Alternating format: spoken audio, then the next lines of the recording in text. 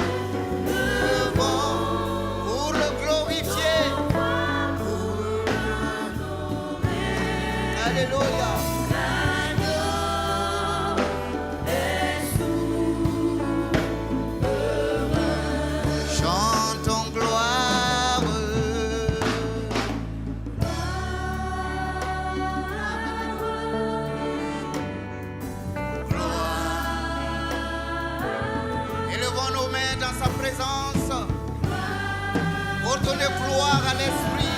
Alléluia. L'honneur est à l'Esprit de Dieu ce soir.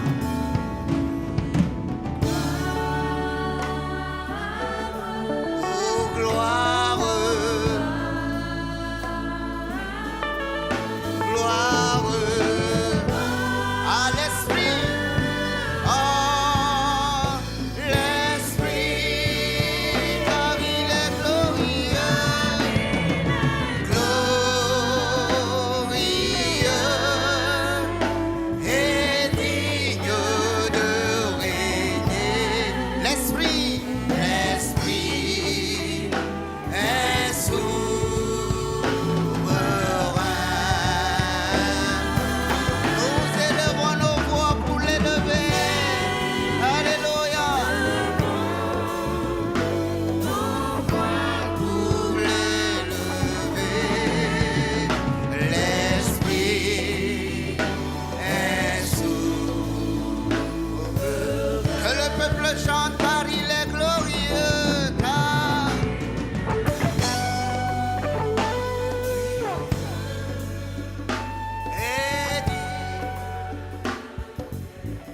L'Esprit est souverain.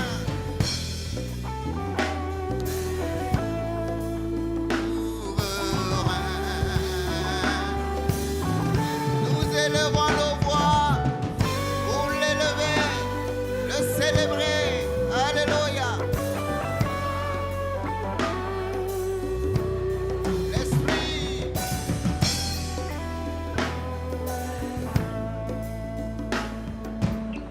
Car il est glorieux, glorieux et digne de régner. Oh, l'Esprit est souverain.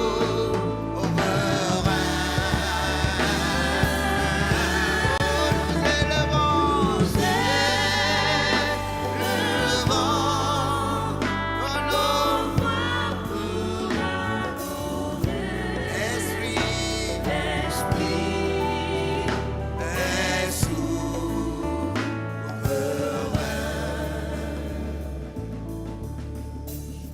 souverain dans les cieux, souverain en ce lieu, souverain dans nos vies.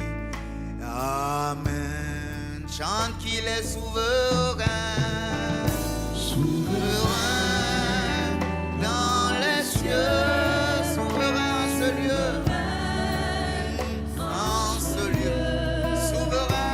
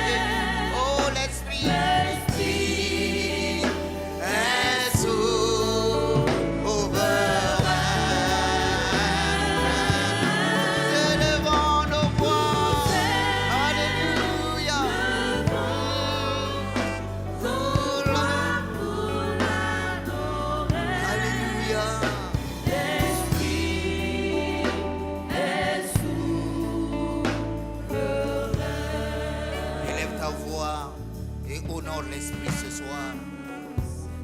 Korabaya Sheria Sariata Kandarabaya. Rosi Yataria Barata Kanorobayana. Rabarabaya Shekaria Saïda Barataya. Oh, célébrons l'Esprit ce soir. Donnons-lui gloire. Nos acclamations à lui seul. L'honneur à lui seul. La première place à l'Esprit de Dieu, à l'Esprit de gloire. La place de choix ce soir pour lui et pour lui seul. Oh, Rabaya Shekaria Baratasia.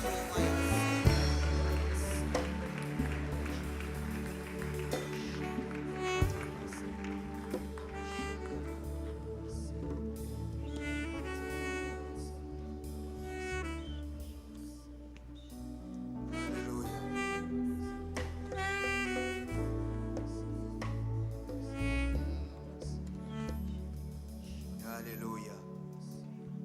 Nous allons prendre nos livrets pour chanter ensemble.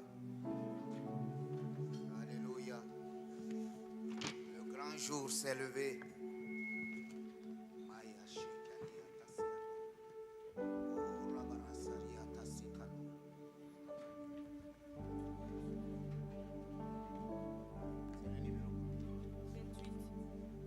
Numéro 28 sur vos livrets. Alléluia.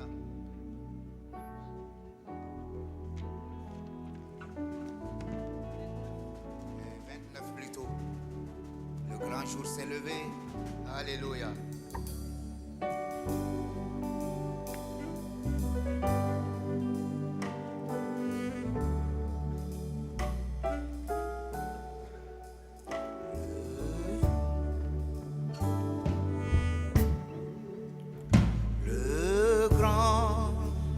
S'est levé, Dieu nous a visités. Voici des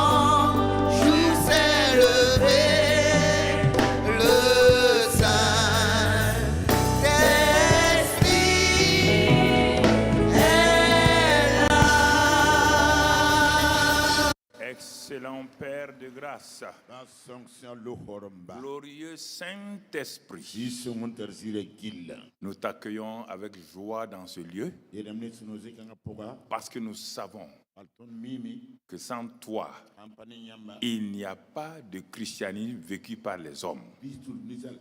Jésus est le Sauveur et Seigneur, c'est vrai. Mais il est mort à la croix, il est ressuscité, il est allé au ciel. Comment aurions-nous pu vivre la vie chrétienne sans toi qui l'as laissé sur la terre? C'est pourquoi nous bénissons toujours Jésus, notre Sauveur et Seigneur. Mais nous te rendons grâce à toi qui as accepté de venir vivre en nous. Quelle grâce! Comment le Saint-Esprit, Dieu lui-même, accepte de venir vivre dans des êtres humains pour les amener pendant toute leur vie, les amener au fur et à mesure. C'est pourquoi, Père, nous te disons merci. Merci pour ta grâce. Merci pour ton amour. Merci pour ta fidélité. Pour tout ce que tu as fait, tu fais encore pour nous. Pour ce message d'ouverture du séminaire Art de Vie 2022, nous nous remettons simplement en tes mains. Tu es l'initiateur, l'inspirateur, celui qui guide. Nous n'avons aucune forme d'inquiétude. Nous disons simplement merci pour ta glorieuse présence, non seulement en nous, mais avec nous et au milieu de nous. Que toute la gloire te revienne, que tous ceux qui suivent maintenant, à travers la télévision, dans les réseaux sociaux, à travers le monde entier, et ceux qui sont ici maintenant, que Seigneur, que ta grâce vienne sur eux spécialement, que tu les remplisses de la révélation de ta connaissance et que la gloire revienne à toi seul. C'est au nom puissant de Jésus-Christ que j'ai prié et que nous disons Amen. Gloire à Dieu. Asseyez-vous dans sa présence. Nous rendons grâce à Dieu notre Père. Nous bénissons le Seigneur pour sa fidélité, pour tous ses bienfaits. Et nous sommes dans la joie ce soir de commencer ce séminaire Arbre de Vie 2022. Un séminaire que Dieu nous a inspiré en 99, décembre 99, pour le faire, afin que nous puissions continuer à aller de l'avant. Et c'est pourquoi ce soir-là, donc c'est la 21e année qu'on fait ce séminaire Arbre de Vie. Et son nom a été tiré de Apocalypse, ensuite de Ézéchiel 37. Oui, c'est un moment où j'ai traversé beaucoup de difficultés, que Dieu s'est révélé et m'a parlé de ce séminaire Arbre de Vie. Et je rends grâce à lui pour tous ses bienfaits. Je le bénis pour son amour et sa fidélité. Et je rends grâce à vous tous qui avez fait le déplacement pour venir donc à ce séminaire, en particulier ceux qui sont venus de l'extérieur.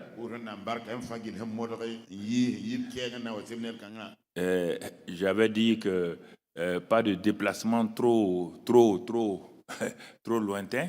Mais il y a des courageux qui sont venus quand même. Pourquoi je dis cela? Nous devons aussi nous soumettre aux autorités dans un certain... Puisque quand on regarde à travers la télévision, l'onction est la même chose que quand vous êtes là vis-à-vis. Certains sont au fond, là, ils ne me voient même pas loin. Alors que celui qui est devant sa télévision, il me voit. Et quand l'onction passe, ça passe directement chez lui.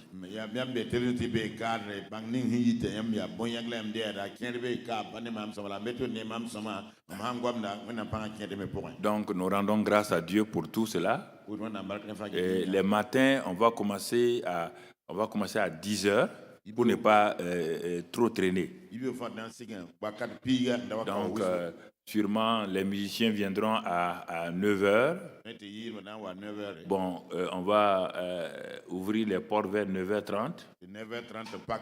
Donc, les pasteurs, les invités, entre 9h30 et 10h, ils vont venir parce que je veux commencer à 10h.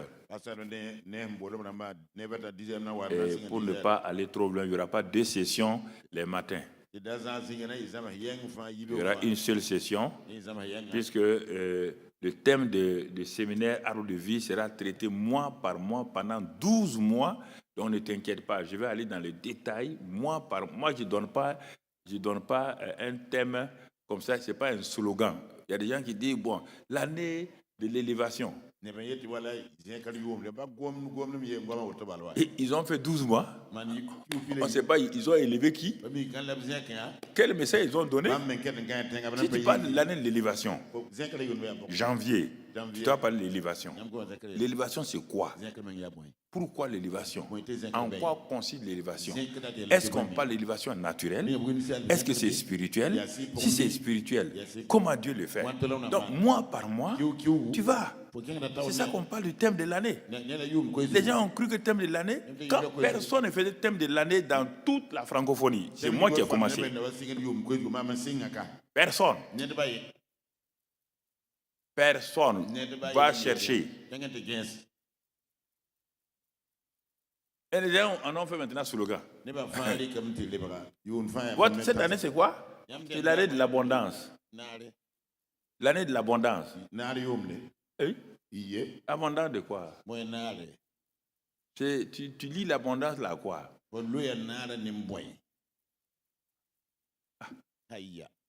Là, on dit où le péché a abondé. Tu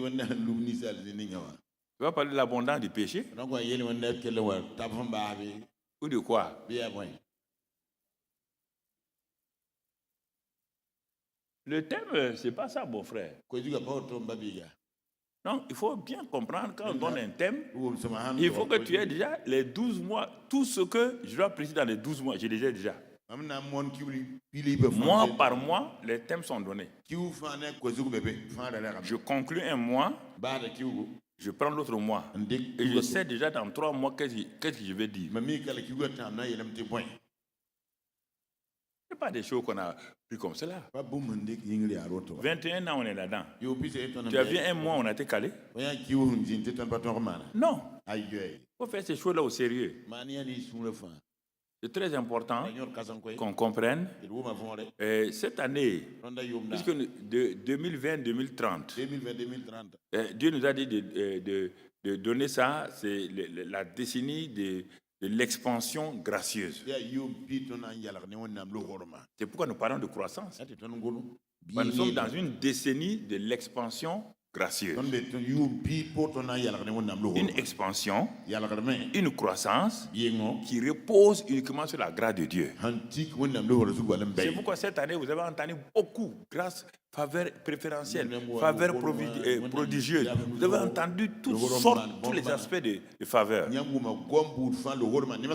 Et comme on a parlé de ça pendant 2021, maintenant on va mettre une nouvelle brique, qui est la croissance de l'église locale dans la vie de l'esprit.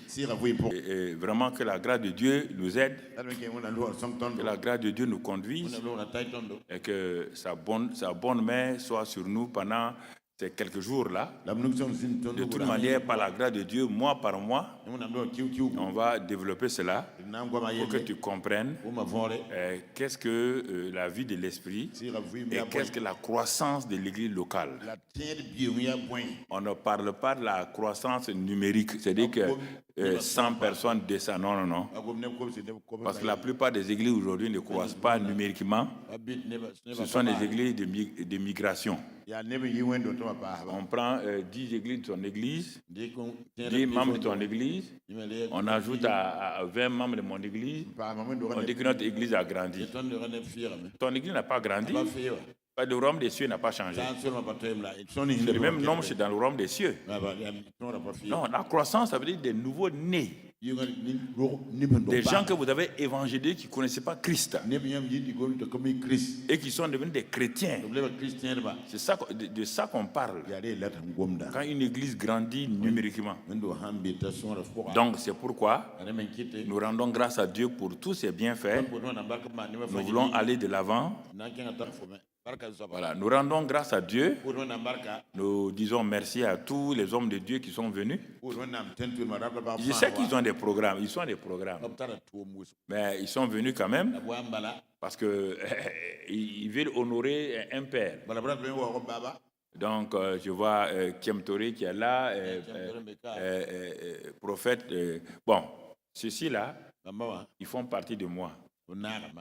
Donc, je ne les salue pas. Là où je suis, ils sont là-bas. Ils sont mon honneur. Voilà.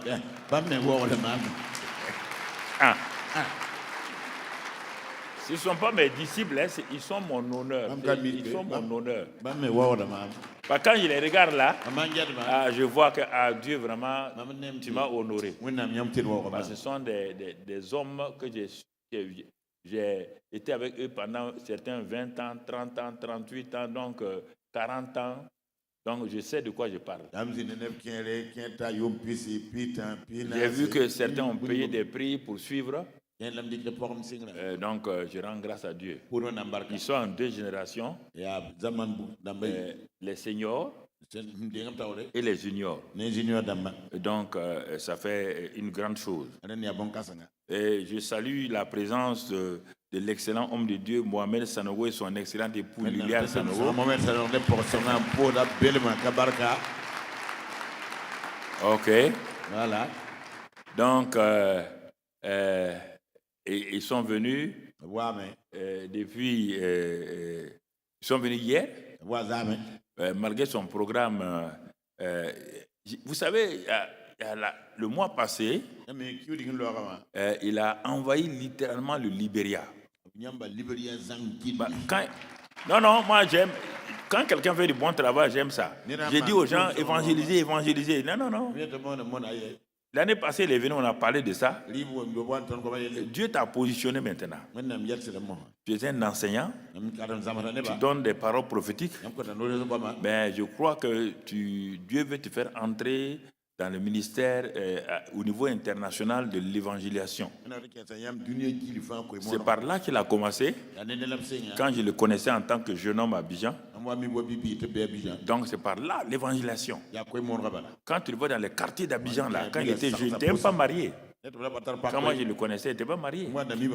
Mais c'était un évangéliste pur et vraiment dans les bons termes. Donc, il est parti, ils l'ont invité, les autorités libériennes l'ont invité.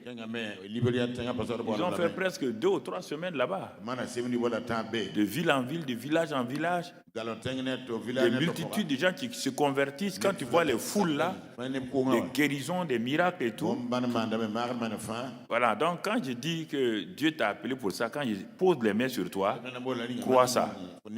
Mon frère, je suis dans une dimension maintenant. Je ne suis plus, écoutez-moi, vous ne savez pas, je ne suis plus dans la catégorie des pères. J'ai dit à eux, les Yvan, à tout le monde, il faut que père de la francophonie là, c'est fini avec moi. Moi, je suis dans le conseil secret de Dieu.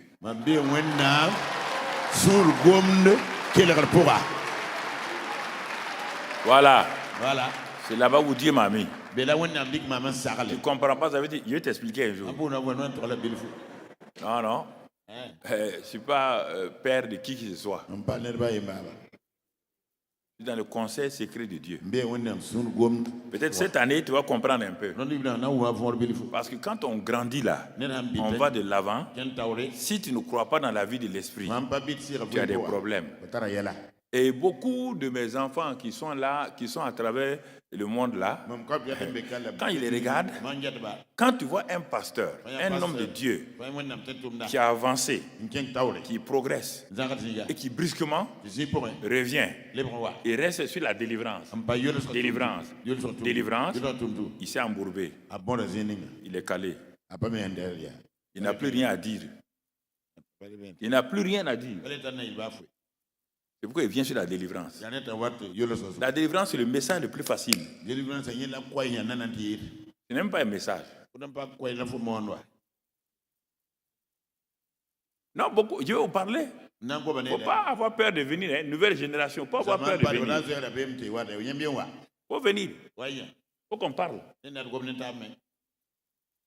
Quand ton ministère, toi tu as avancé, les 5 premières années, tu prêchais, les gens étaient transformés, les gens étaient changés, les gens étaient heureux. Et 8e, 10e année, on te voit, tu reviens sur la délivrance. La délivrance, c'est quoi? Tu as un problème? La délivrance ne va pas les amener au ciel. Actuellement là, de telle manière que j'ai vu des gens qui ont pris des versets, Galates 5:19 là, les œuvres de la chair là, ils ont déplacé ça pour donner aux démons maintenant.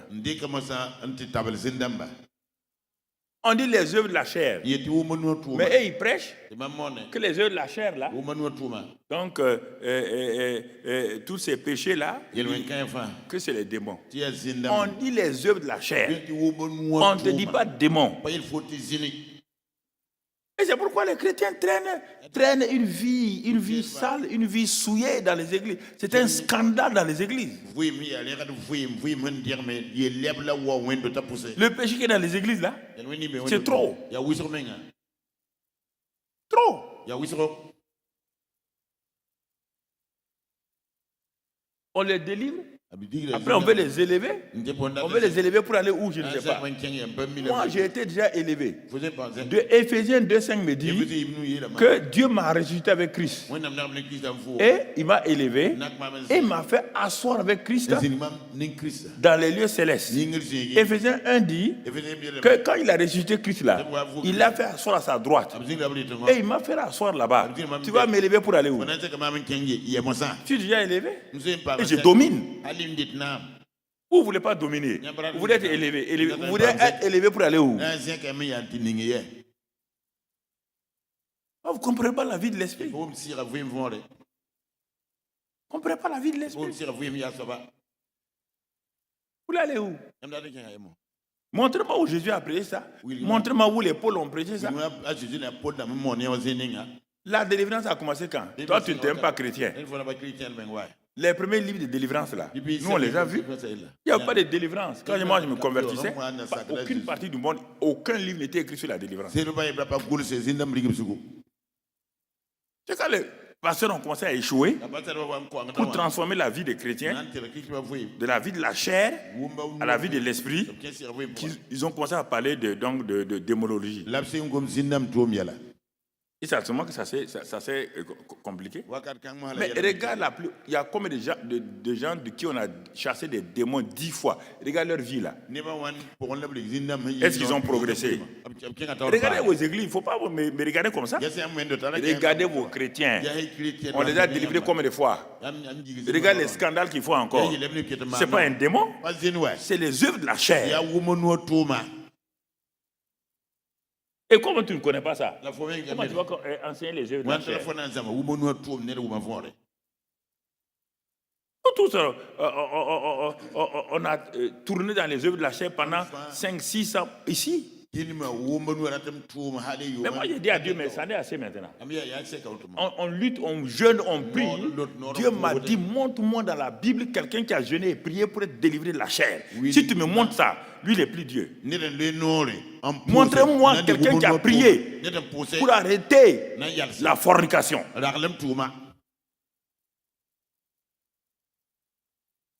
Non, vous ne pouvez pas vous amener votre Bible demain matin, on va s'asseoir. Fornication, mensonge, tu vas gêner. Tu ne sais pas lire, non? On dit marcher selon l'esprit. Ne marchez pas selon la chair. L'esprit et la chair font guerre.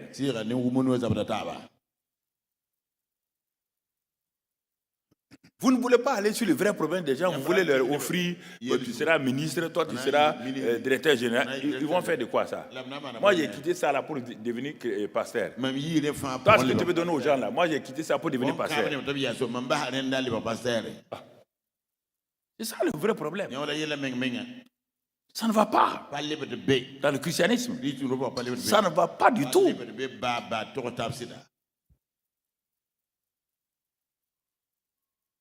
Les gens sont calés. Beaucoup de ministères ont leur ministère sur cale. Comme quand une voiture, il n'y a plus de pneus, on met sur cale. Ils ne progressent pas. Il n'y a pas de message. C'est toujours les mêmes messages. Les sorciers là, vos grands-pères là. Les grands-pères, moi 10 fois maintenant, laisse-le tranquille. Ancêtre là. Montre-moi, va me montrer le tombeau de ton ancêtre. Il s'appelle qui, mais tu ne connais pas son nom.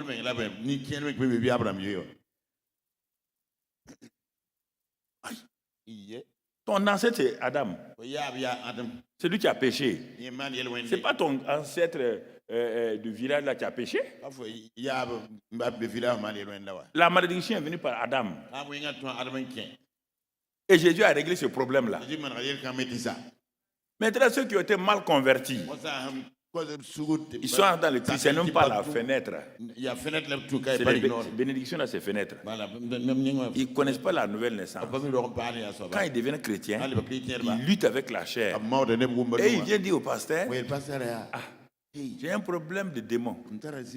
Ils n'ont jamais lu Galates 5.19. Ils n'ont jamais lu ça. Envoyez-moi Galates 5.19 et je vais te montrer des passages qui ressemblent à des démons. Or, ce n'est pas des démons.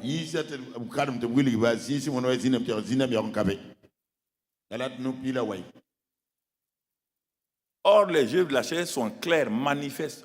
Quand on les voit, on les reconnaît. Il n'y a pas à se tromper. L'impudicité, ce n'est pas un démon. L'impureté, ce n'est pas un démon. La dissolution, vivre au désordonné, ce n'est pas un démon. L'idolâtrie. Les idoles.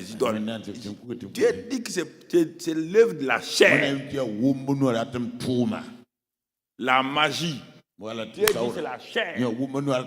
Alors, si on enlève ça de vos programmes, il n'y a plus quelque chose à prêcher. C'est écrit là. Les jalousies, les querelles, les inimitiés, les animosités, les disputes, les divisions, même les sectes là. Dieu dit que c'est œuvre de la chair. L'envie, l'ivrognerie, il a un démon d'alcool. Satan a fabriqué un démon d'alcool.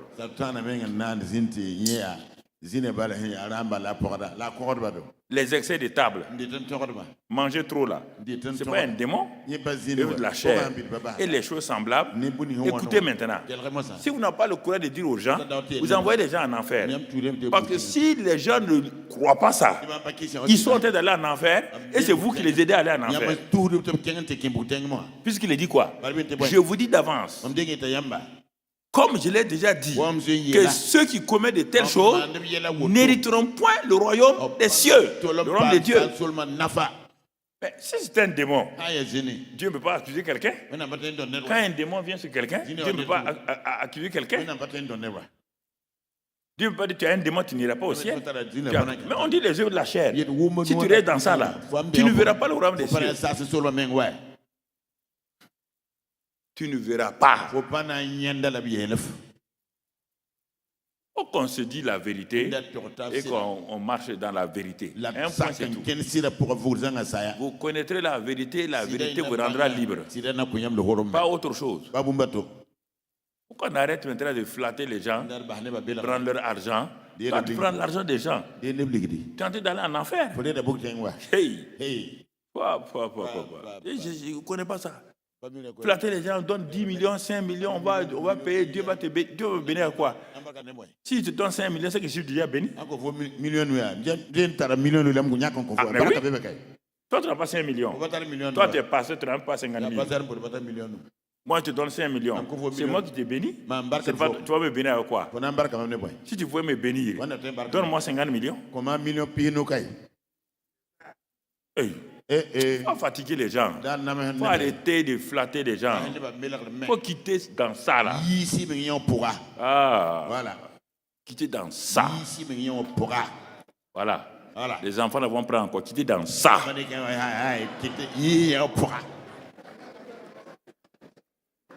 C'est ça. Il faut s'asseoir. Moi, je m'assois dans ma chambre. Demande à ma femme. Je m'assois au bord de mon lit là. Mamadou Karambiri. Si tu te flattes, ça te regarde. Si tu penses que tu es un grand pasteur, ça te regarde. Tu te connais toi-même. Satan te connaît. Dieu te connaît. Si tu veux tromper les trois là, ça te regarde. Et je me redresse moi-même. Mamadou Karambiri. Pas te flatter, hein? Tu te connais. Satan te connaît. Dieu te connaît. Tu ne peux pas tromper ces trois-là. Tu peux tromper ta femme. Tu peux tromper tes enfants. Mais pas toi-même, ni Dieu, ni Satan. Ah, il faut que vous appreniez ça. Hein? Si vous pouvez vous tromper vous-même, ça vous regarde. Vous ne pouvez pas. Vous savez ce que vous faites là. Ce n'est pas correct, vous le savez. La Bible te l'a dit. Que ce que tu fais là, ce que tu vis là, ce n'est pas correct. Tu le sais. Et tu t'entends pas, tu es pasteur. Est-ce que Dieu t'a dit que les pasteurs vont aller au ciel? Montre-moi un passage de ça.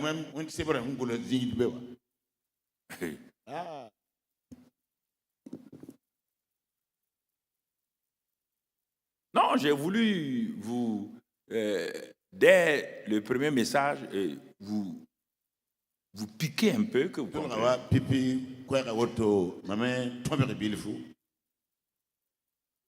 on a donné toutes les bénédictions. Vous voulez qu'on donne quoi maintenant? Ou qu'on retourne à l'évangile?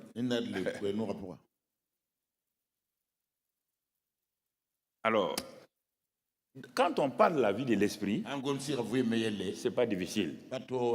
Si on dit la vie de l'esprit, en face de ça, il y a la vie humaine. C'est ça que tu n'as pas compris. Il y a la vie humaine. Il y a la vie de l'esprit. Alors, puisqu'il y a la vie humaine, la vie de l'esprit, il y a la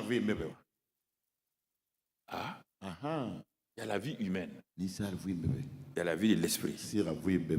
Mais la vie humaine là, naturelle là, elle vient de mon père et de ma mère.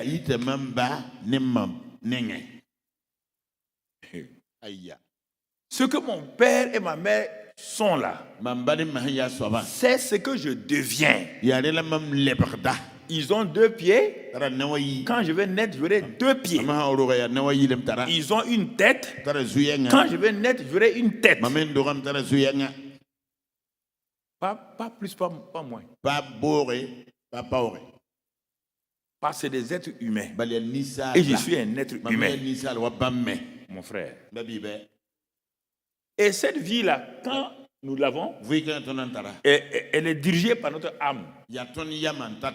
Puisque en naissant, en tant que on n'est pas né de nouveau, nous naissons comme ça, elle est dirigée par notre âme.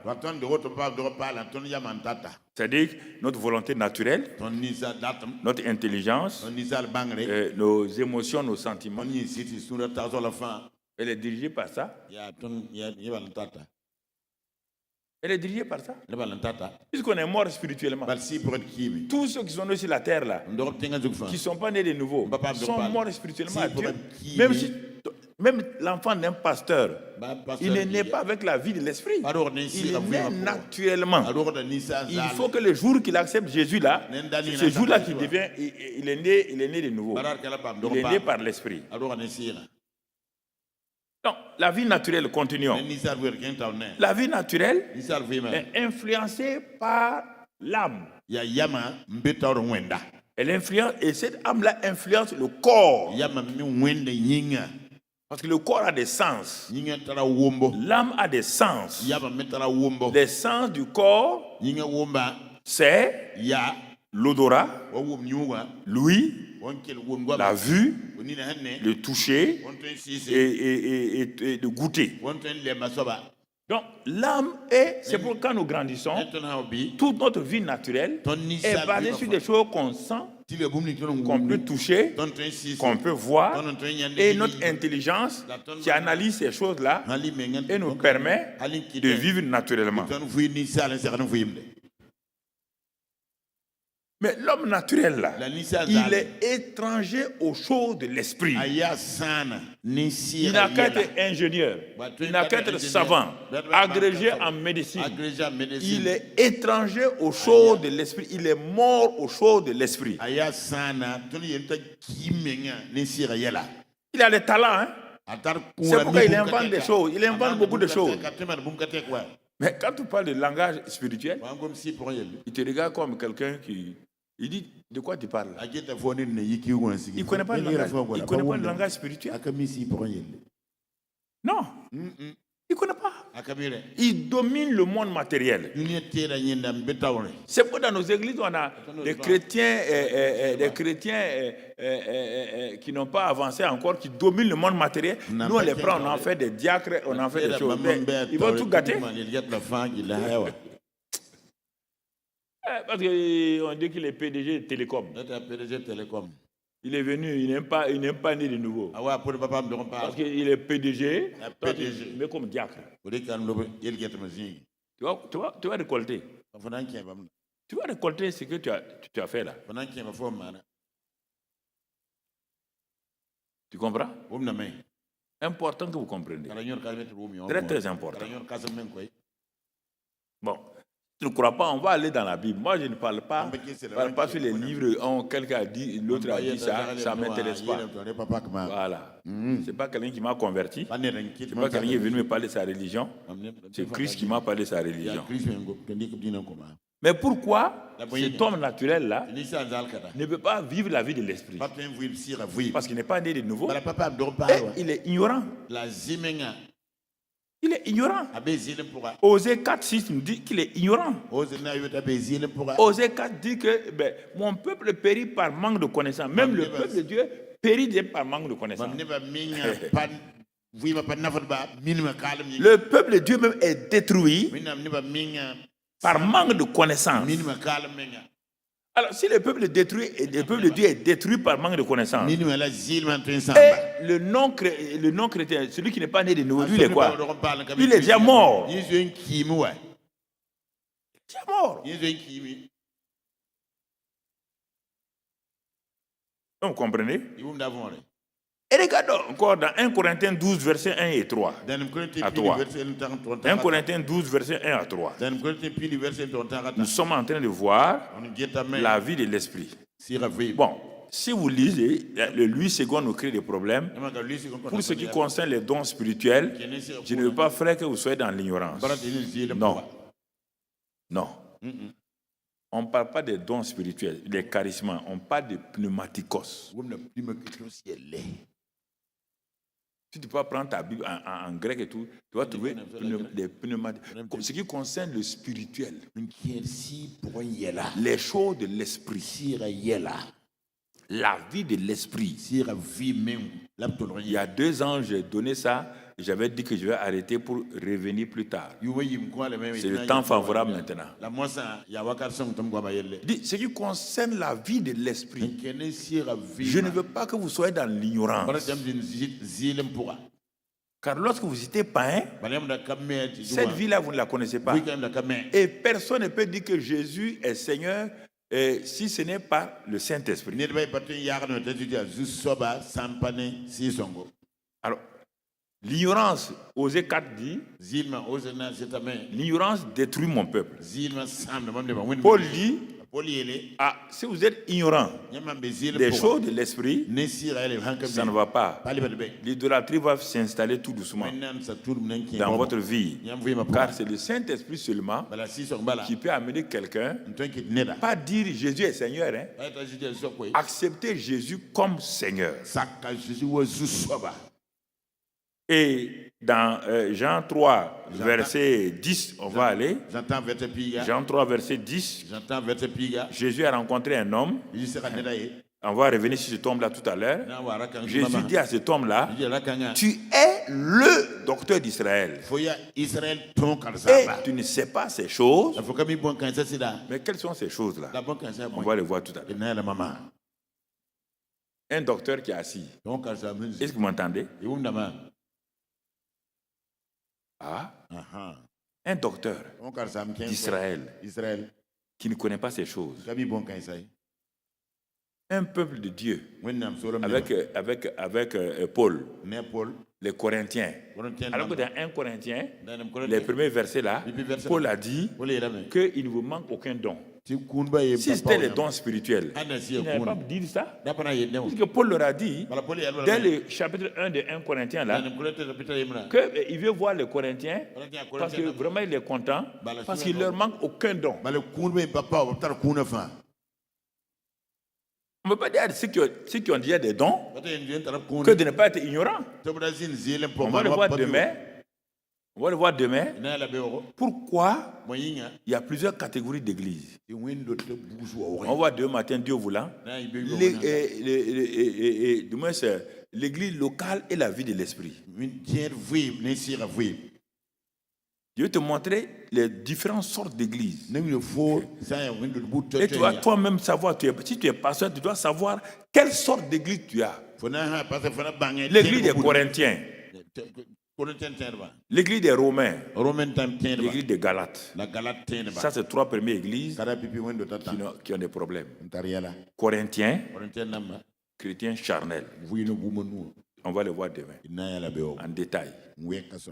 Galates, chrétiens qui ont été séduits. Ils ont commencé par l'esprit et maintenant en plein milieu, ils ont changé. Et il dit, mais Paul dit, mais si un ange même vient vous prêcher, qu'il soit anathème, il dit, mais qui vous a fasciné pour que vous laissiez l'évangile pour aller à un autre évangile? Troisièmement, c'est l'église de Rome. L'église de Rome, Paul dit au chapitre 1, c'est une église dont la foi est renommée partout. Mais ils ont fait quoi? Ils ont prêché la loi, la grâce. La loi, la grâce. Ce qui fait que l'église de Rome ne pouvait pas aller loin. Ça, c'est les trois églises qui n'ont jamais grandi dans la vie de l'esprit. Mais il y a des églises qui ont grandi, qui sont devenues matures. Ça commence par Éphésiens, Colossiens, Philippiens, Thessaloniciens. Et comme vous n'aimez pas lire ça, vous aimez lire tout le temps l'histoire d'Abraham, l'histoire de Jéricho, l'histoire de je sais pas moi, la mer Rouge. Il y a la mer Rouge au Burkina. Comme ça. Il y a Goliath au Burkina. Ou bien vous avez inventé un nouveau Goliath. Les lettres de l'église, on dit l'épître de Paul aux Corinthiens, l'église de Corinthe. L'épître de Paul aux Galates. L'église de Paul au Burkinabé. L'église de Burkina. L'église de Paul à l'église du Togo. Du RDC. Non. On va prendre Goliath. Est-ce qu'on peut prendre un exemple sur Jéricho? Tu as quel Jéricho dans ta vie? On introduit un message par Jéricho, mais on ne termine pas par Jéricho. On ne termine pas le Nouveau Testament.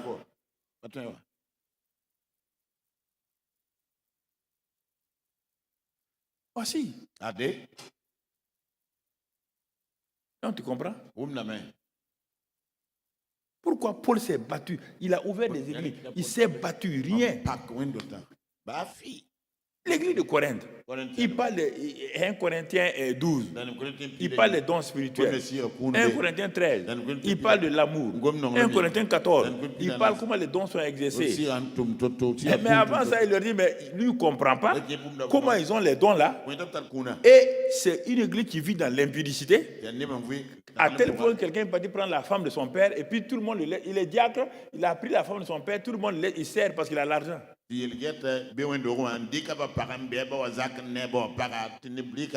ne connaît pas la vie de l'esprit. Ce que je vais vous dire là, ce n'est pas le baptême du Saint-Esprit. Hein. Je ne vous parle pas du baptême du Saint-Esprit.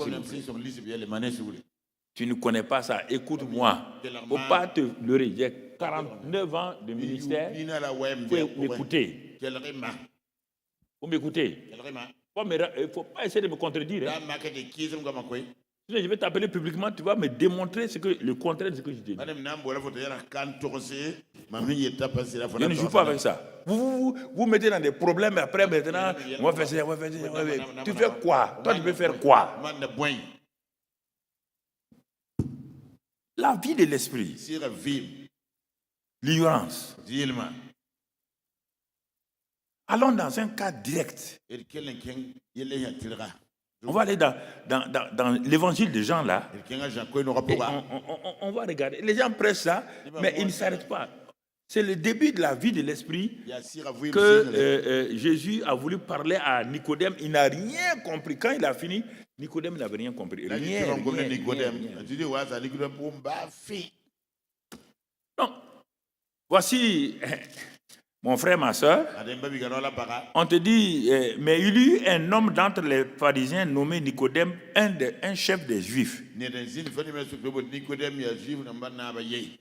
qui vint, lui, auprès de Jésus de nuit et lui dit, Rabbi, nous savons que tu es un docteur venu de Dieu, car personne ne peut faire ces miracles que tu fais si Dieu n'est avec lui. Nous sommes dans Jean 3, versets 1 et 2.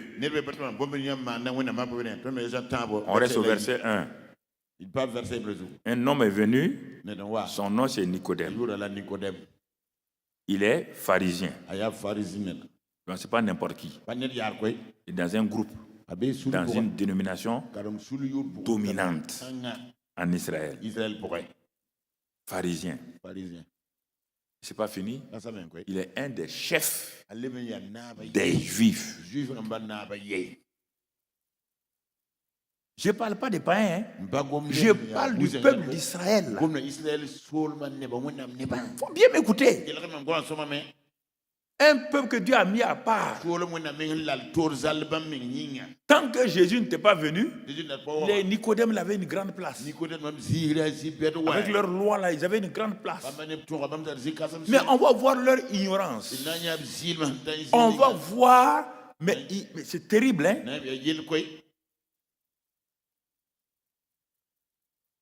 Vous comprenez? Il est membre du grand Sanhédrin. Et plus tard, comme on l'avait lu au début, Jésus dit qu'il est pas un des docteurs d'Israël, le docteur, l'enseignant par excellence d'Israël. C'est lui qui est là. Alors, écoutez-moi là. L'enseignant d'Israël est là. Quand vous parlez un peu seulement, que vous n'enseignez pas, vous êtes fâché. Il y a enseignement et enseignement. L'enseignement révélationnel éclaire les gens, mais l'enseignement intellectuel dit des réalités, mais pas de vérité. Les gens confondent les réalités et vérité. La vérité rend libre. La réalité te crucifie, te montre que tu ne peux rien faire.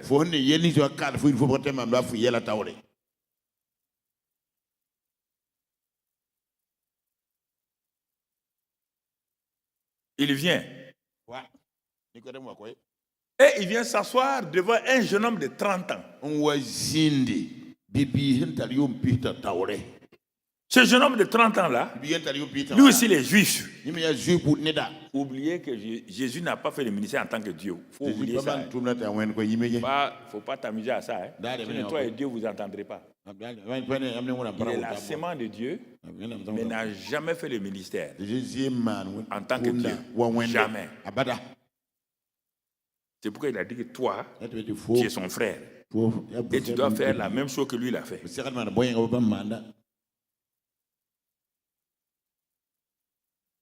Tu veux te justifier en disant mais Jésus était Dieu. Attention à ça.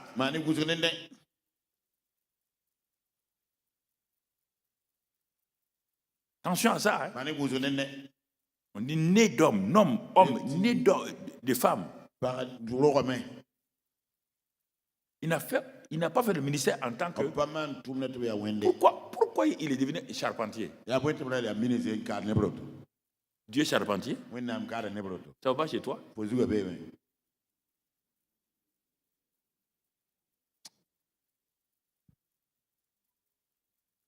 Un jeune homme de 30 ans, juif. Il dit le salut vient des juifs. Né d'une femme, conçu par le Saint-Esprit. Et le Saint-Esprit l'a rempli de l'esprit de sagesse et la faveur divine.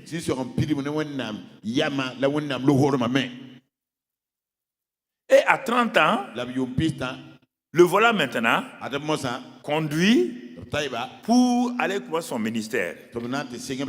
Mais pour cela, la condition nécessaire est suffisante. Pendant 30 ans, ces jeunes hommes-là, c'est à 12 ans qu'il a émerveillé les pharisiens avec sa connaissance biblique et révélationnelle.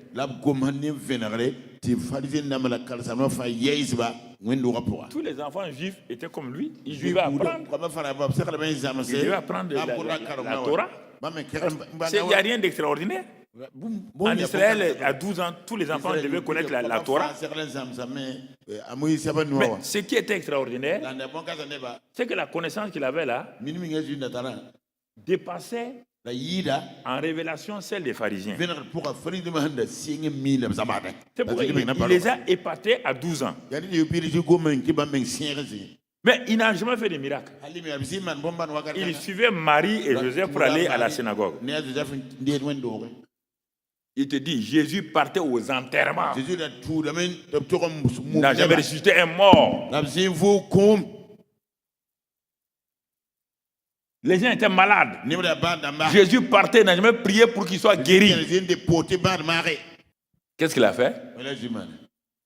Comme son temps n'est pas venu, pour qu'il reçoive la plénitude du Saint-Esprit, il s'est aligné, il est devenu menuisier, charpentier. Il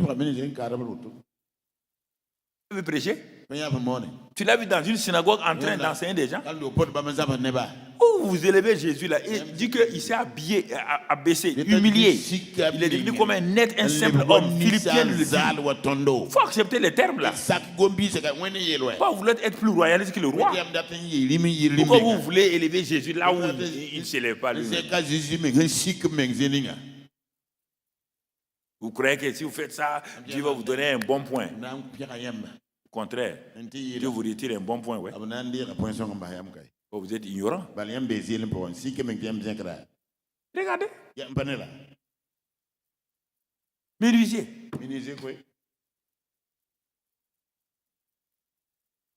Parce que la rencontre doit avoir lieu entre le Saint-Esprit et un homme que Dieu choisit pour le ministère ou une femme. Il faut une rencontre entre le Saint-Esprit et l'homme.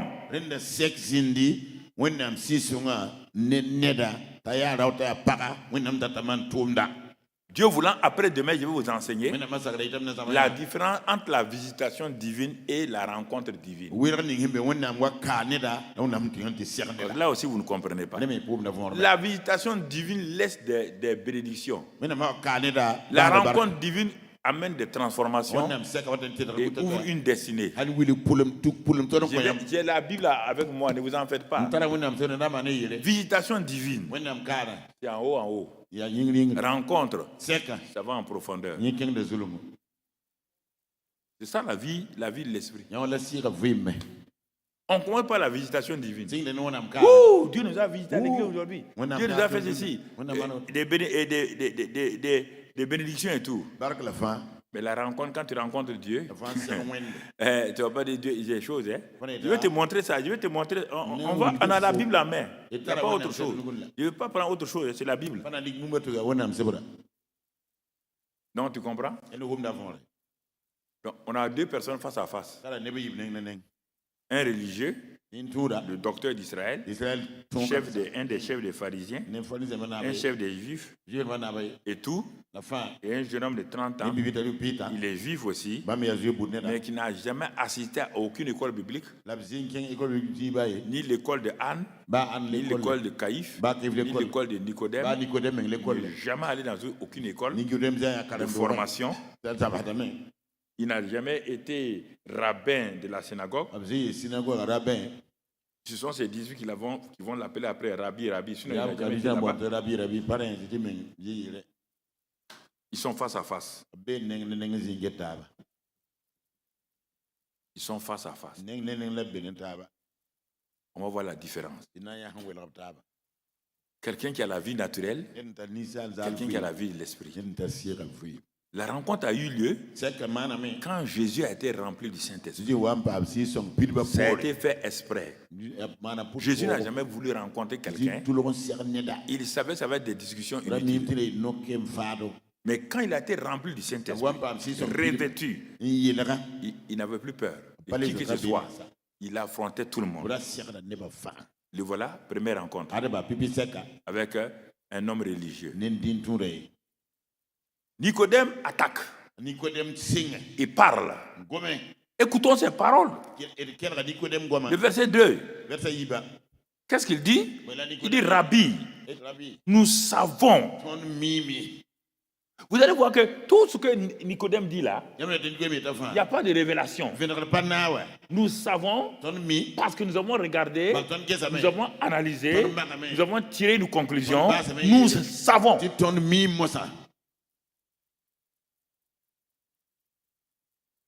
Vous savez quoi? Que tu es un docteur.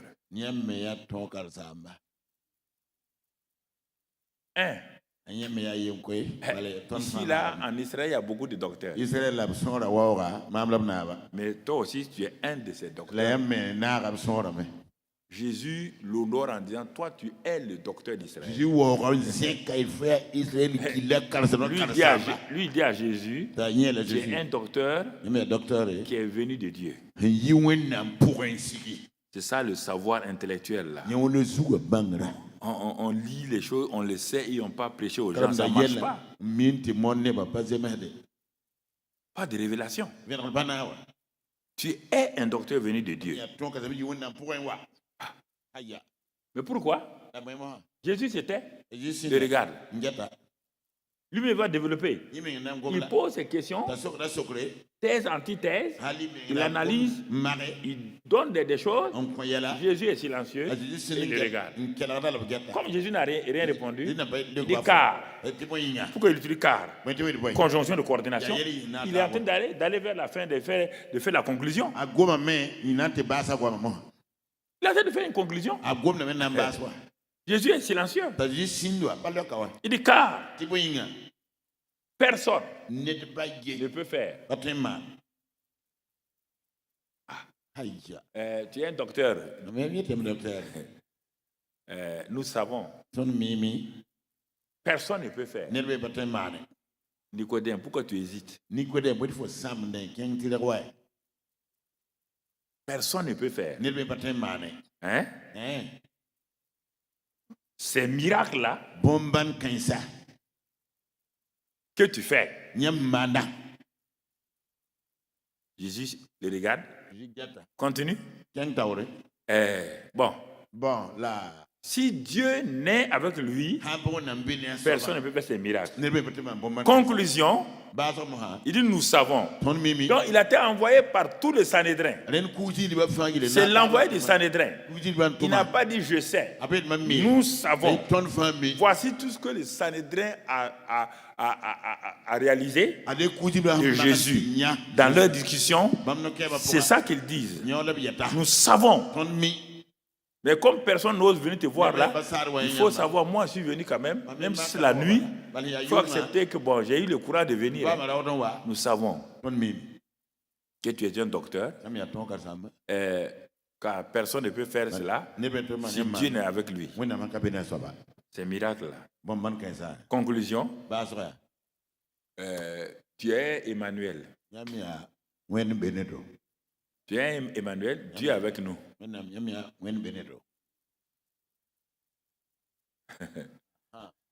Tu n'es qu'un simple Emmanuel.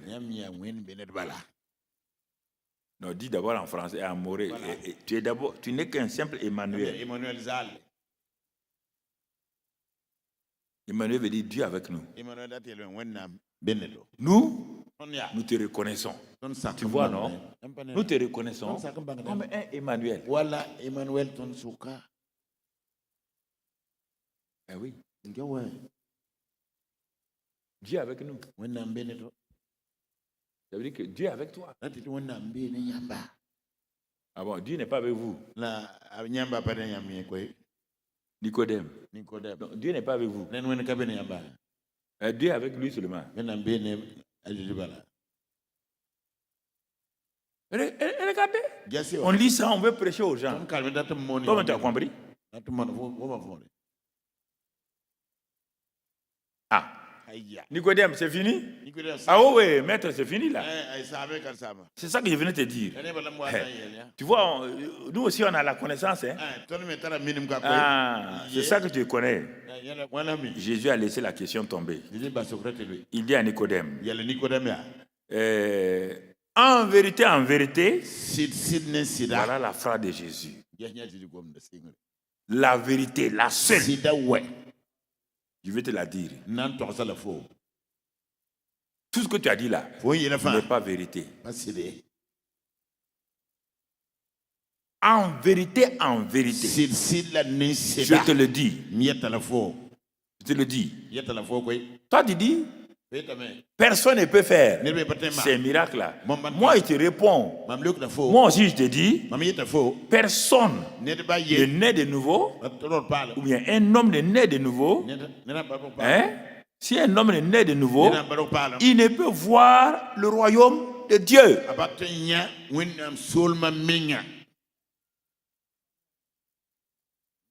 Homme de Dieu, écoutez-moi. Hein?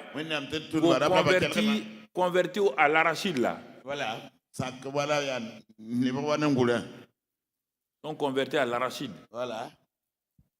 Je vais te montrer, quand on va rentrer 3e, 4e jour, la différente conversion et nouvelle naissance.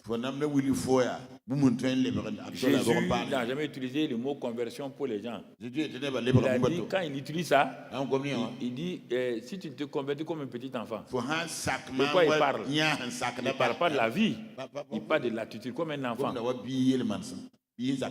Croire comme un enfant. Quand le père dit 2 matins, il te donne la lune, l'enfant, ça va dormir croyant à son père. Ça, c'est une conversion. Et le deuxième mot conversion, quand on quitte le petit enfant, il est utilisé par Paul. Dans 2 Corinthiens 3, on va voir ça. Quand on va voir le voile ôté de nos visages, et on va voir le ministère de la mort de Moïse et le ministère de la vie de Jésus. Quand on va voir ça jeudi, tu vas comprendre que maintenant, Paul dit, si les cœurs se convertissent au Seigneur, il ne parle pas de Jésus. Non. Mais tu lis là-dedans. Il parle à des gens qui sont déjà nés de nouveau. La plupart des gens s'arrêtent au baptême du Saint-Esprit. Je vais vous le démontrer, que vous voulez ou pas. Je vais vous mettre à genoux, vous allez accepter la vérité de Dieu. Vous vous arrêtez au baptême du Saint-Esprit. Vous parlez en langue. Mais vous n'êtes jamais converti au Saint-Esprit.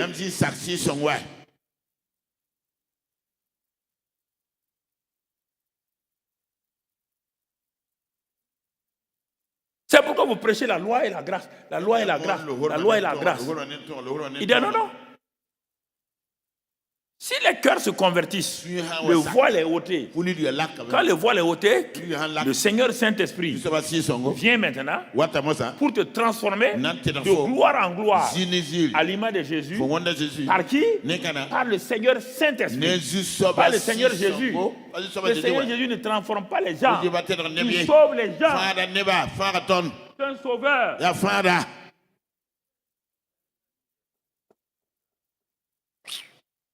C'est un sauveur. n'est pas transformateur. ba Ça, c'est le rôle du Saint-Esprit. ya tedra si som tumne De gloire en gloire. zini zir koy Il transforme pourquoi? tedra fo de À l'image de Jésus. ko le ba Jésus Jésus ne veut pas te transformer à son image. di pas C'est le interfo Saint-Esprit qui te transforme à l'image de Jésus. si som interfo le ba Jésus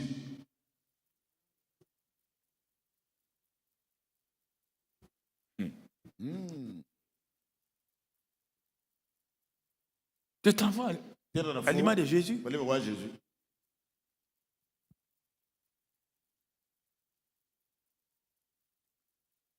Mais nous restons au premier message. la ton para pibi ko rezu aya Mais la Nicodème regarde. Nicodème gerte Ce qu'il entend là, wumna c'est étrange. azin wuma zibaye Si un homme ne naît de nouveau, nit han paro palam mais la comme il est un homme naturel, ni lisan zal un religieux naturel, din tour zale il ne comprend pas ce langage. apa wumne sira kwami lwa Alors, renda bon, aya il ose s'aventurer. tasar nan ken tawron Bon, il va aller pour voir nanti jahame si ce qu'il va dire là, na yel boninga ça correspond ou pas. zem se wal pas Mais il est dans le doute. la be sambo pourquoi Dans le doute. la be sambo pourquoi Nicodème le dit. Nicodème Ouais, il lui pose une question sokre sous forme d'interrogation. ti sokra minga ya wala wana soka foto wiliga Comment un homme wanto la neda peut-il naître quand il est vieux? tun dor yesa Jésus n'a pas dit si un homme ne naît.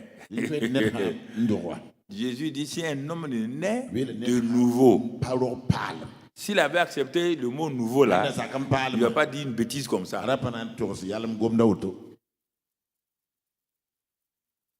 Il faut bien lire la Bible. Hein. kamona sibara soma ko Jésus dit si un homme ne naît de nouveau, nit ham pa il ne peut pas voir, apatun il ne yen peut pas comprendre. pati uma fore Lui, il dit, ah, nit ha comment un homme peut naître? Il n'a pas dit de nouveau. Il ne comprend pas le terme. apa mi ko bal von la Ah, aha Nicodème, Nicodème tu es le docteur d'Israël ya Israël gile ton kar sama et tu ne connais même pas kami menga la nouvelle naissance. rom pal ya Toi, tu n'enseignes pas le Nouveau Testament. to bazabar ka Il n'y pal a pas de Nouveau Testament. pal kayla Les 4 évangiles, c'est ma vie. we no dana Ce n'est pas encore écrit.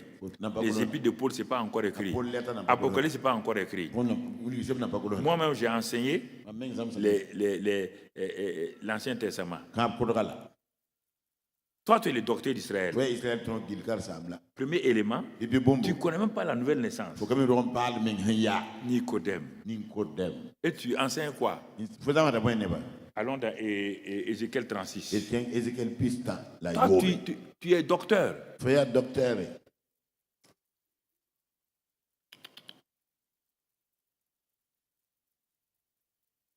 Ézéchiel 36.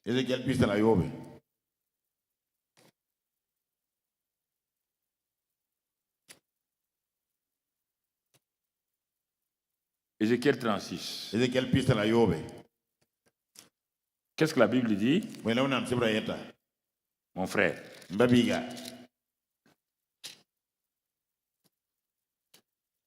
Pourtant, c'est écrit dans Ézéchiel 36. Et toi, tu es le docteur d'Israël. Tu es l'enseignant d'Israël.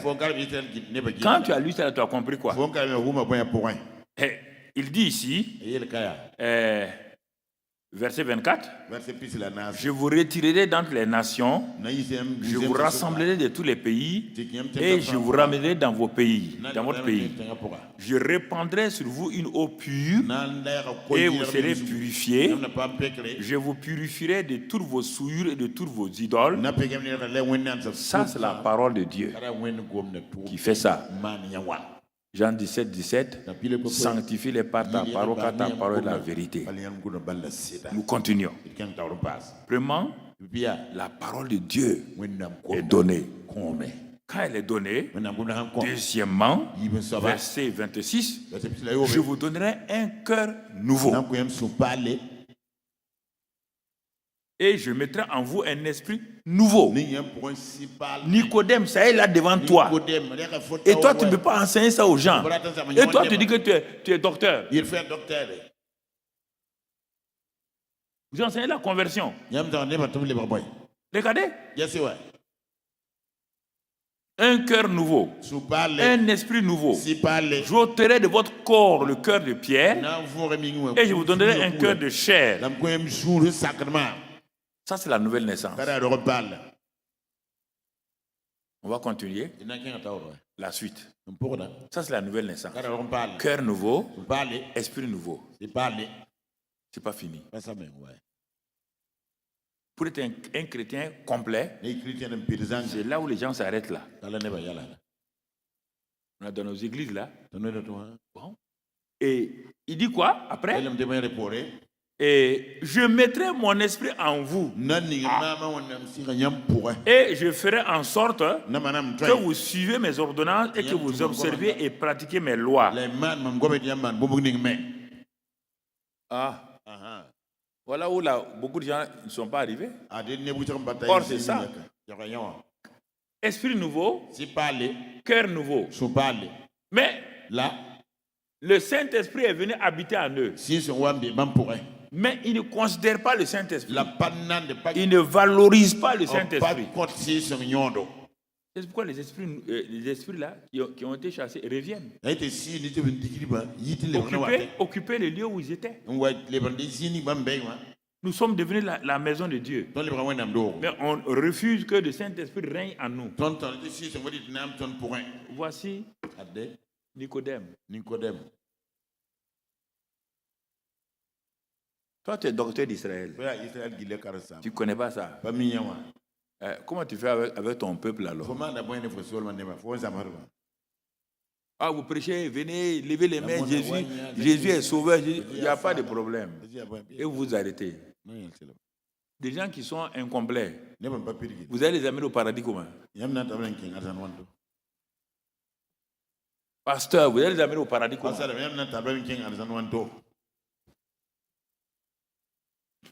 Je vous pose la question. Regardez. Il dit, c'est quand je vous donnerai le Saint-Esprit là, quand je le mettrai, je vous remplirai du Saint-Esprit là, que, regardez ce qu'il dit, que vous pourrez suivre mes ordonnances.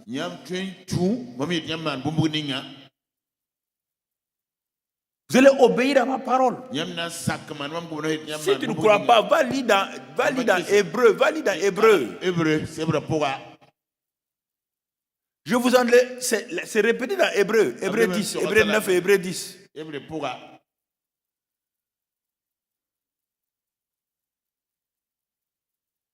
ne peut pas obéir à Dieu. Parce que le Saint-Esprit qui a rempli l'être là, qui va lui donner à obéir à Dieu. Écoutez, Jésus était un être humain parfait 100%. Il savait que sans le Saint-Esprit, il y a des choses, il ne va pas s'aventurer. Quand il a attendu que le Saint-Esprit vienne, il a été rempli du Saint-Esprit 100%. C'est ce que Paul dit, 1 Corinthiens 6, 17, que quand quelqu'un est attaché au Seigneur, il est avec lui un seul esprit. Donc, le Jésus qu'on voyait maintenant, là, tout le monde était étonné. C'est pourquoi les gens de Nazareth étaient étonnés.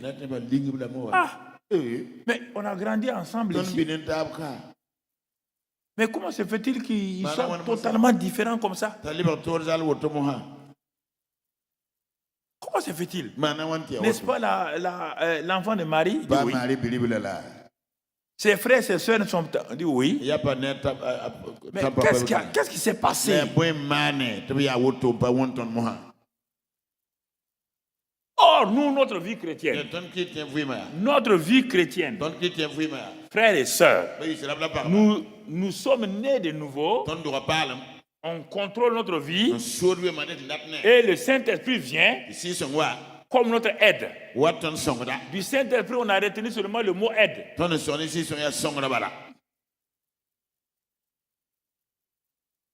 Il vient m'aider. Non, il vient prendre la place qui a été laissée vide.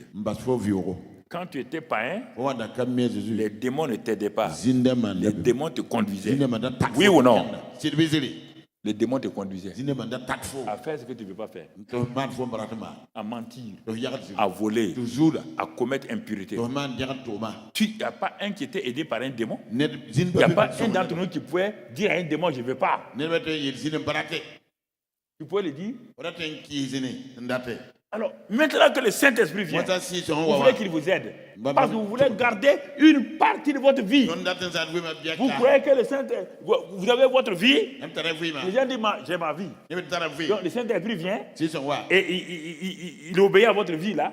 Il honore votre vie là. Et puis, il vous aide de temps en temps. Je vais te montrer. C'est pas ça. C'est pas son travail. Il n'est pas venu vous aider. Aider à faire quoi? Tu ne peux pas faire la vie chrétienne. Il dit, je ferai de telle manière que vous suivez, vous obéissez. Bon, ok. Si tu ne crois pas, je vais te donner rapidement Hébreu. Je vais aller à Hébreu vite. C'est le premier message de la vie de l'esprit. Hébreu 10.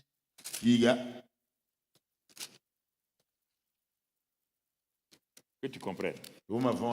La Bible se lit totalement. C'est-à-dire que ce n'est pas un livre à gauche ici. Même quand on parle de l'Ancien Testament, là, ça va. Ok. Il est dit ici, voici, verset 13, 15, 10, 15. C'est ce que le Saint-Esprit nous atteste aussi, car après avoir dit, voici l'alliance que je ferai avec eux. Après ce jour-là, dit le Seigneur. Quel est le Seigneur? On parle du Saint-Esprit. On ne parle pas de Jésus. Je mettrai mes lois dans leur cœur et je les écrirai dans leur esprit. Il ajoute, et je ne me souviendrai plus de leurs péchés ni de leur iniquité. Or, là où il y a pardon des péchés, il n'y a plus d'offrande pour le péché. Donc, mon frère, tu vois? Tu vois? Et dans Hébreu 8, il avait déjà dit cela d'une manière ou d'une autre. Et il parle toujours de alliance nouvelle. Alliance nouvelle. Et il dit au verset 10, l'alliance que je ferai avec la maison d'Israël. Après ces jours-là, dit le Seigneur, je mettrai mes lois dans leur cœur et leur esprit, je les écrirai dans leur Dieu et je serai leur Dieu. Et ils seront mon peuple. Aucun n'enseignera plus son concitoyen, ni aucun son frère en disant, connais le Seigneur, car tous me connaîtront, depuis le plus petit jusqu'au plus grand d'entre eux, parce que je pardonne leurs péchés, etc., etc. On n'a pas besoin d'enseigner un chrétien pour connaître Dieu. Ton grand frère t'a enseigné pour connaître ton papa. Quand tu es né là, ton grand frère t'a enseigné pour connaître ton papa. Hein? C'est ta grande soeur qui t'a enseigné pour connaître ta maman. Je vous pose la question. Pourquoi vous voulez qu'on vous enseigne pour connaître Dieu? C'est parce que les gens sont mal engagés dans le christianisme. Ils n'ont pas emprunté la vie de l'esprit. Le Saint-Esprit, il connaît Jésus. Jésus a déjà dit, avant d'aller dans Jean 15, Jean 16, il dit qu'il viendra là, il ne parlera que de moi. C'est lui qui va vous révéler qui je suis. C'est le Saint-Esprit. Le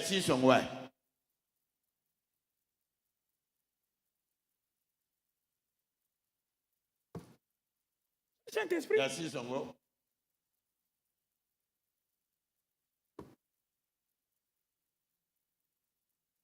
Jésus dit à Nicodème, comme tu ne comprends pas là, il faut qu'un homme naisse de nouveau par l'eau et le Saint-Esprit pour qu'il rentre dans le Saint et dans le royaume. Alors, Comment tu rentres en Israël? Faut qu'il Israël pour un tour. Par une naissance physique, non? Ne fait droit ni Il dit oui. Mais quand tu es rentré en Israël, Faut qu'il Israël. par une naissance physique, là, Ne faut droit ni. tu as eu problème? Faut pas Il dit bailler non. là. Tu es devenu israélite. Allez, Israël. Tu as tous les droits. Tu es conduit. Il y a un problème dans ça. Il dit, mais c'est la même chose. Ce qui est né de la chair a un royaume de la chair, a une vie de chair, a une manière de vivre dans la chair. Il n'y a aucun problème. Ce qui est né de l'esprit est esprit, n'a pas l'esprit, est esprit. 1 Corinthiens 6, 17. Ils s'attachent, ils deviennent un seul esprit. Il n'a pas l'esprit. Il n'a pas le baptême du Saint-Esprit. Il ne parle pas jeûner et prier. On ne parle pas jeûner et prier pour savoir qu'est-ce que le Saint-Esprit dit. Il est en quoi, pourquoi? Ça m'énerve là. Il a en quoi pour faire quoi? Le Saint-Esprit est venu en toi là, il fait quoi? Tu veux jeûner pourquoi?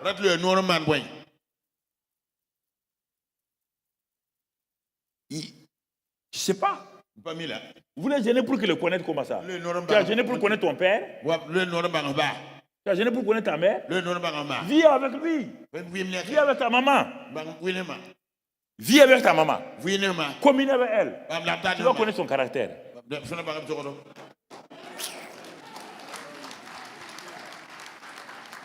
Oh. Vis avec lui. Vis avec elle. Tu vois, ce que ta mère aime là, tu sauras. Ce qu'elle n'aime pas là, tu sauras. Ce que ton père aime là, tu sauras. Tu as jeûné et prié pour connaître le caractère de ton père. Pourquoi vous voulez jeûner et prier pour connaître Jésus? Pourquoi? Vous n'avez pas la vie de l'esprit. Quelque part, vous devez changer. Je vais commencer nouvelle naissance et baptême du Saint-Esprit, la vie de l'esprit. J'ai cru que maintenant, c'est les dons. Chasser les démons. Vous n'avez pas achevé votre croissance. Croissance inachevée. Pasteur, croissance inachevée. Apôtre, croissance inachevée. Prophète, croissance inachevée. Vous voulez amener les gens où? Nulle part ailleurs. Nulle part ailleurs. Nulle part. Nulle part. C'est ça que Dieu m'a enseigné. Les 6 mois que j'ai fait là. Vous croyez que moi je luttais, mais en même temps, Dieu m'enseignait. Ok. Voilà. Je ne souhaite pas que tu aies ce que j'ai eu là. Si tu as ça là, tu vas plus être chrétien. Tu vas douter même de Dieu. Ok. Mais pourtant, je prêchais régulièrement. Toi, tu ne savais pas. J'apprenais des choses. J'apprenais des choses. Dans le lieu secret. J'apprenais.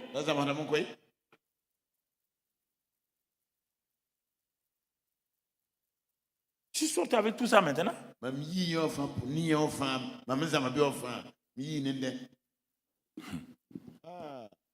Ok. Regarde. Nicodème.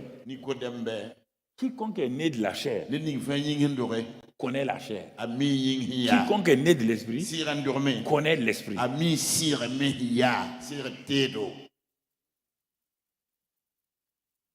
C'est ta naissance là qui fait connaître l'esprit. Ce n'est pas tes actes.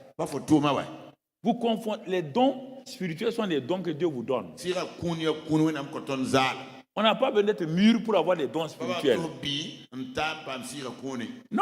On n'a pas besoin d'être mûr. On n'a pas besoin de gêner pour ça. On est un don.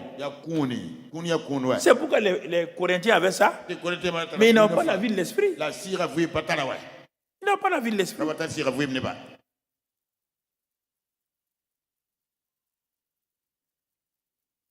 Où en es-tu aujourd'hui? Toi qui es ici avec moi, où en es-tu?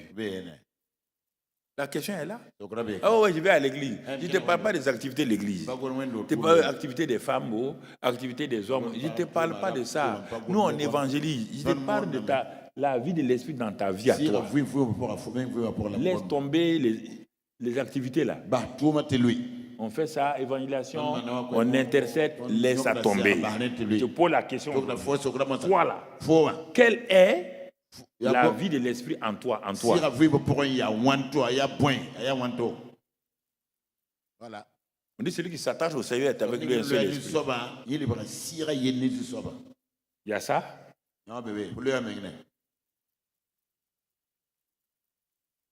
Connaître Dieu. On dit le Saint-Esprit est là. Il dit, je vais le mettre en vous et je ferai de telle manière que vous puissiez le connaître et marcher avec lui.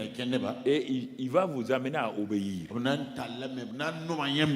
Nous avons essayé d'obéir comme les Juifs. Et aucun d'entre nous n'est arrivé. Les 10 commandements seulement, il n'y a pas un d'entre nous qui est arrivé à obéir aux 10 commandements un seul jour. Parce que nous croyons que Dieu nous a dit, et tout le monde a dit ça, il faut obéir aux commandements, il faut obéir à la loi. J'entends les prédicateurs à la télévision, tout le monde, moi je m'assois, je ris quoi. Il dit quoi? Toi-même qui parles là, toi tu obéis à la loi. Tu obéis aux 10 commandements là. Tu ne mentiras pas. Chaque jour tu c'est quelle histoire? Tu ne mentiras pas. Tu ne voleras pas. Tu ne feras pas ça. Et regarde toi-même. Regarde comment tu fais avec les 10 commandements là. Jésus t'a montré le jeune homme qui est venu là, sous la loi là. C'est le jeune homme parfait. Il est plus parfait que Pierre, autre là. Mais un seul commandement, il a donné d'où il est parti. La vie chrétienne, ce n'est pas les commandements. On te dit qu'il va inscrire ça dans nos cœurs. Au temps de la loi, les commandements étaient écrits sur une table de pierre, au dehors. Maintenant, notre cœur n'est plus un cœur de pierre, c'est un cœur de chair. Et il est dit, le Saint-Esprit lui-même écrira ici. C'est pourquoi, quand tu continues à être en communion avec le Saint-Esprit, ce qui va te diriger maintenant, c'est ce qu'on appelle ta conscience. Ta conscience va te diriger. Quand tu as fait quelque chose seulement, tout de suite, tu fais quoi? Tu te répands, tu confesses. Quand tu confesses, il est fidèle et juste pour te pardonner, pour te purifier. Voilà comment on marche dans la victoire. Pas besoin d'aller prier, pleurer pour ça. Tout est déjà dans la parole de Dieu. J'ai promis de ne pas vous retenir. Je crois que je vais. J'ai pas. Bon, ils ont parlé ensemble. Et il y a 2 sortes de vie que Jésus nous a données dans Jean 3,6. On peut aller sur ça et puis on va lire quelque chose puis on va s'arrêter là. Jean 3,6. Ce qui est né de écoutez, c'est la déclaration de celui qui est le maître. Ce qui est né de la chair est chair. Tu ne peux pas dire non. Ce qui est né de l'esprit est esprit. On n'a pas dit à l'esprit, est esprit. Est esprit. C'est pourquoi Adam connaissait Dieu. Quand l'esprit est parti là, il est mort, il ne connaissait plus. Tous ceux qui sont venus ne connaissaient plus Dieu. Parce qu'ils connaissaient Dieu là, était parti. Ceux qui connaissaient Dieu étaient partis. Il a fallu un Enoch. Il est venu, il a regardé. Quand Enoch est né, fais le compte. Si tu es un calculateur, fais le compte. Quand Enoch est né, Adam et Ève vivaient. Adam avait quel âge quand il mourait? 900 et quelques. Compte au fur et à mesure, quand tu arrives à Enoch, le 7e là, tu vas trouver que chose. Le jardin d'Éden, plus personne ne pouvait entrer. Personne ne pouvait entrer dans le jardin d'Éden. C'était fermé, gardé par des chérubins. Qu'est-ce qui s'est passé pour que chaque personne qui est venue a marché avec Dieu tant d'années, il est mort, il est parti. Pourquoi on arrive à Enoch? Il faut comprendre pourquoi on arrive à Enoch, ce 7e là, dont on parle de ce septième, on arrive à lui, rien n'a changé. Adam et Ève sont dans l'échec. Tous les autres qui ont annoncé là, ils sont tous morts. C'est Adam et Ève qui sont là encore. Et puis quelque chose. Mais comment se fait-il qu'Enoch, mais quand son enfant est né là, à 65 ans, quelque chose va se passer. Il ne faut pas lire seulement dans la Bible. Il y a d'autres documents bibliques qu'on n'a pas acceptés dans le truc de la Bible, mais qui complètent ce qui est là. À 65 ans, il a dit, Enoch a commencé à marcher avec Dieu. Quand son enfant Métusélah est né, il a commencé à marcher avec Dieu. Et là, il a marché avec Dieu. Et Dieu lui a témoigné que sa vie lui plaît. Et puis Dieu l'a enlevé, simplement il est parti. C'est le seul qui n'a pas subi la mort. Et le deuxième, c'est Élie. Sinon, tous sont morts. Enoch a découvert la vie de l'esprit. Avant la lettre. Il a découvert ça.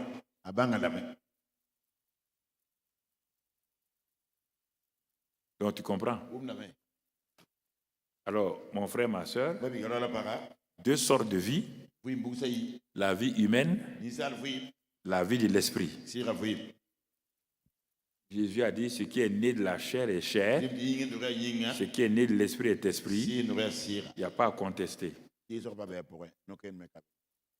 Tu es né de la chair. Tu ne peux pas contester. Regarde, tout, c'est à cause de ça, tu connais le monde naturel. C'est pourquoi tu vas à l'école, on t'enseigne, tu fais de grandes choses. C'est pourquoi tu sais inventer. Dieu a donné à l'homme naturel là, tous ces éléments. C'est pourquoi tu apprends à connaître ton père, ta mère, tes frères, tes soeurs, et même avec ça, tu apprends à connaître tes voisins, tes camarades d'école, parce qu'il y a cette capacité en toi. C'est ça que la chair fait. Les 5 sens et les éléments qui sont dans l'âme te permettent de connaître les gens naturellement, physiquement, moralement. Mais le même Seigneur te dit, et ce qui est né de l'esprit est esprit. Si tu restes dans le naturel là, dans le naturel à Nicodème, tu ne peux pas entrer dans le royaume des cieux. Or, le royaume des cieux, c'est la vie de l'esprit. Ce n'est pas la vie naturelle. C'est la vie de l'esprit. Il faut que tu rentres là-dedans, que tu vives là-dedans. On vit dans le royaume des cieux, on ne vit pas par les efforts. Non, mon ami. On ne vit pas dans le royaume des cieux à travers nos pensées. La porte pour entrer dans la vie de l'esprit, c'est le parler en langue.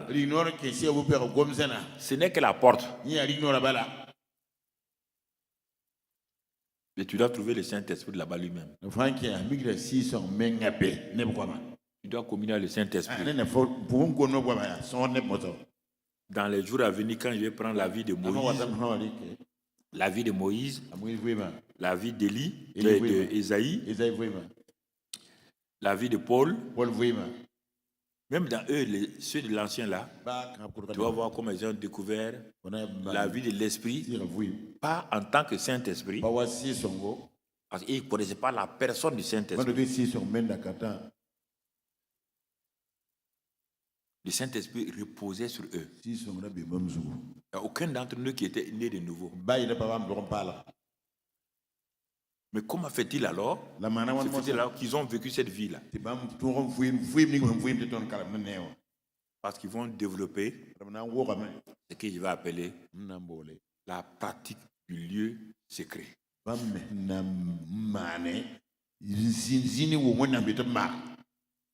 Que tu ne connais pas. Tu sais aller faire des veillées de nuit. Tu es spécialiste dans ça. Tu sais aller amener les gens à veiller toute la nuit. Tu ne connais pas la pratique de mon ami. du lieu secret. Moïse a commencé sur la montagne. Dieu l'a invité là-bas. C'était le lieu où Moïse rencontrait Dieu pour la deuxième fois. Cette fois-ci, c'était pour lui donner le message du moins qu'il va faire le tabernacle. Mais continuez à descendre avec Moïse. Les buissons ardents. Les 70 disciples, les 70 anciens. Dieu les a visités. Et puis ils sont partis. Dieu dit ça, c'est la visitation. Montre-toi. 6 jours, la gloire de Dieu en toi. Dieu ne parle pas à Moïse. Moïse n'a pas le droit de parler à Dieu. 6 jours. Là-bas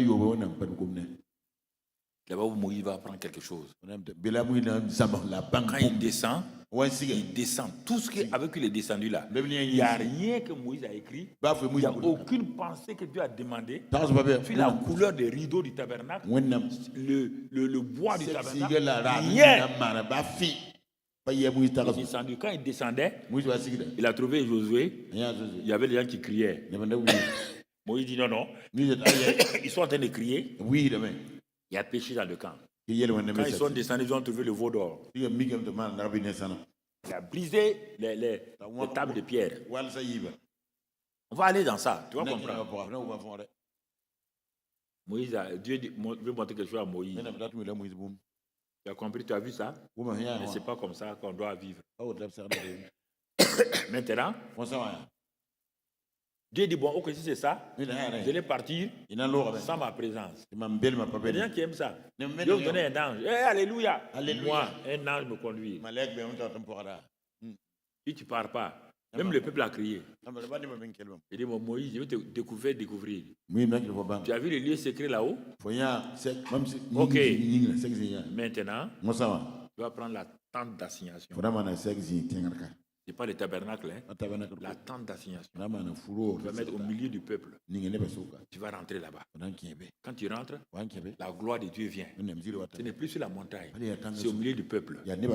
Moïse rentre. La gloire est là-bas. Dieu veut apprendre ça à quelqu'un. Un gars courageux, c'est Josué. Quand Josué a vu son chef rentrer là-bas, il dit aïe, le chef est rentré. Il est rentré. Parce que c'est sous la grâce maintenant. C'est une grâce. Quand Moïse sort, Josué reste là-bas. Pourquoi Josué a pris la relève? Parce qu'il est spécial. Parce qu'il a découvert le lieu secret. Dans le lieu secret, Moïse dit à Dieu, montre-moi ta gloire. Dieu dit non, tu es un homme de la loi. La loi ne peut pas voir ma gloire. La loi voit mon dos. Je te prends, je te mets dans le rocher. Le rocher, c'est Christ qui les suivait. Je te mets dans le rocher. Si tu n'es pas dans le rocher, tu ne peux même pas me voir. On va voir tout ça là. Tu n'as rien compris dans la vie de l'esprit. Parle là,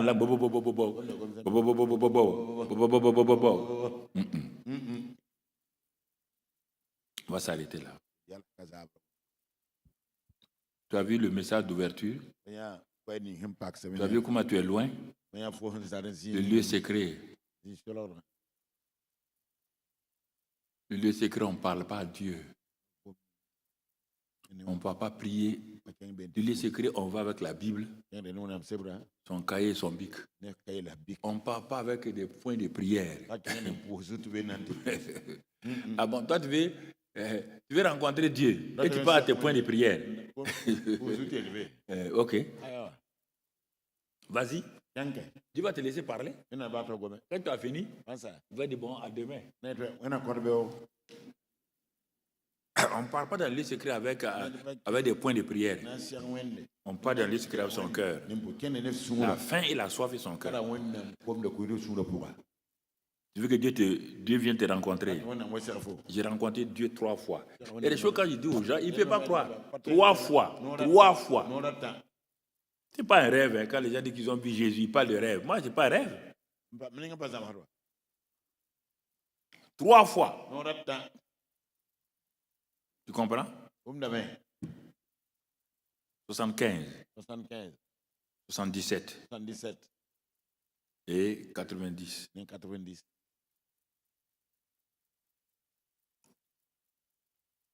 C'est ta vie même, c'est ta vie. C'est ta vie. C'est ta vie. La vie de l'esprit, c'est pas pour faire des miracles. C'est ta vie. Ça, c'est le don du Saint-Esprit. Pour le ministère. Tu peux faire des miracles, toi-même tu vas en enfer. Tu n'as pas la vie de l'esprit. C'est pourquoi les gens font des grandes choses. Maintenant, sur le net, il y a 200 000 qui nous suivent. Les païens sont suivis par 3 millions de gens.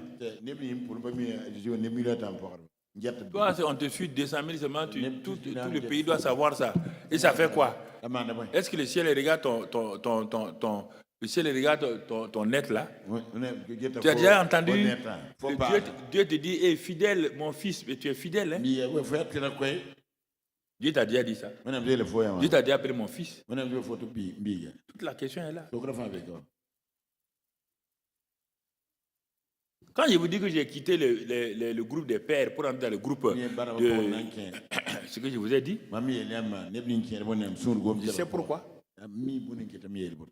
Un jour, comme Dieu, je vais vous le dire. Voilà, on va s'arrêter là. Saint-Esprit, merci ce soir. Nous sommes des êtres humains. Ayant reçu ta présence, nous ne voulons pas perdre du temps. Nous voulons prendre ces choses-là au sérieux, malgré nos faiblesses, pour marcher avec toi, pour glorifier ton nom. Merci Père pour tous ces bienfaits. Nous nous remettons en tes mains.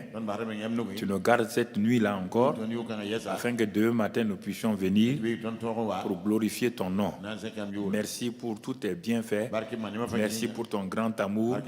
Gloire et louange soient à toi pour tout ce que tu fais dans nos vies. Que nous puissions méditer ces choses-là afin que le Saint-Esprit nous montre la vie de l'Esprit, la vie de l'Esprit en profondeur, et que nous allions de l'avant. Que toute la gloire soit à toi, Père. Sois béni et sois loué au nom de Jésus-Christ. Amen. Amen.